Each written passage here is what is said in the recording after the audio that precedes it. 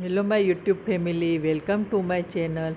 आज मैं आपको गोवा का एक बहुत ही सुंदर बीच कैंडोलिना बीच दिखा रही हूँ। अगर आपको दरिया किनारा पसंद है तो ये वीडियो आपके लिए है, पूरा देखना। ये देखो यहाँ का शॉपिंग एरिया। यहाँ बहुत ही अच्छे अच्छे कपड़े, खिलौने, फ्रूट्स, छाता, जूते।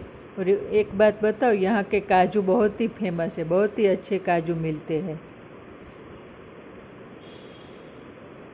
और यहाँ से आप सीधा दरिया किनारे जा सकते हो। यहाँ का मौसम बहुत ही ठंडा और खुशनुमा है। और ये देखो, यहाँ की लाइटिंग, यहाँ की नाइट व्यू बहुत ही अच्छा है।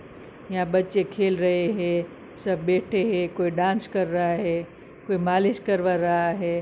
और बहुत ही सुंदर नज़ारा है।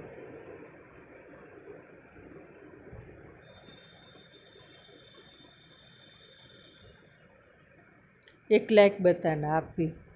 क्या आपको मज़ा आया? और ये देखो, यहाँ का समंदर किनारे पे बहुत अच्छी अच्छी राइड्स होती है।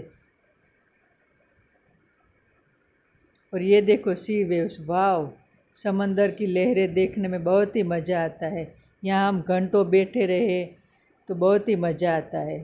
Thanks for watching my channel. Thank you.